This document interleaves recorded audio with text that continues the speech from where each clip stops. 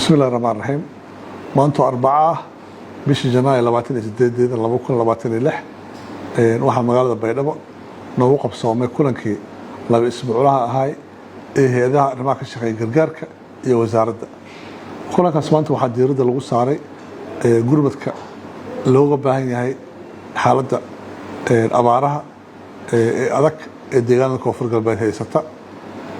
Kulankaas maanta waxaa nagala soo qayb galay gudoomiyaha degmada Baydhabo oo warbixin siiyay hay'adaha uga warbixiyay guddiga arrimaha gurmadka degdega ee degmada Baydhabo oo wasaaraddu ay magacowday shaqooyinka ay hayaan iyo howlihii ilaa hadda u qabsoomay. Hay'adaha waxay ka hadleen shaqooyinka ay hayaan inkastoo shaqooyinka sanadkan ay hayaan aad u yar yihiin annagana waxaan aad ugu lafugurnay dadaalada aan wadno isku tashiga bulshada Koonfur Galbeed sidii shacabka loogu gargaari lahaa iyo shaqooyinka wanaagsan ee noo socda.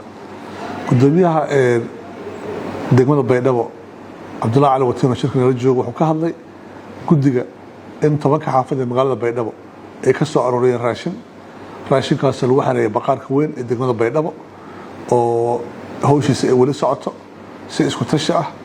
wuxuu kala hadlay biidaamis ee degmadooda wado oo ay ayagana gaarsiiyeen tuulooyin xoogaa fogfog oo bulshada aad ay biyaha u baahan yihiin.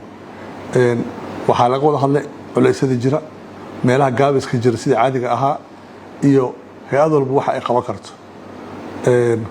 waxaan rabaa anoo ka faa'iideysanaa fursaddan inaan baaq u diro ummadda Soomaaliyeed iyo shacabka reer Koonfur Galbeed meel walba ay joogaan in abaartan iyo xaaladda culus ee bulshadeenna ay wajahayaan qof walba oo reer Koonfur Galbeed ah inuu walaalkiisu istaago in anaga iskaalmayno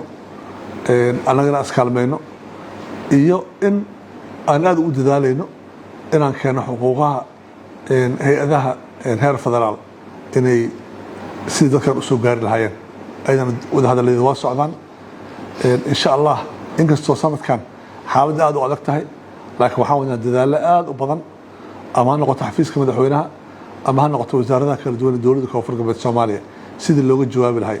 ilaahay waxaan ka baryaynaa inuu garabkeena istaago annagana dadaalkeena insha Allah waxaan ballan qaadaynaa dadaalkii hore u socday inaan sii labalaabayno. qof kasta oo Soomaaliyeed iyo qof walba reer Koonfur Galbeedna waxaan ka codsanaynaa aan ku dhiirigelinaynaa inay kaalintooda ka qaataan. aad u mahadsantiin.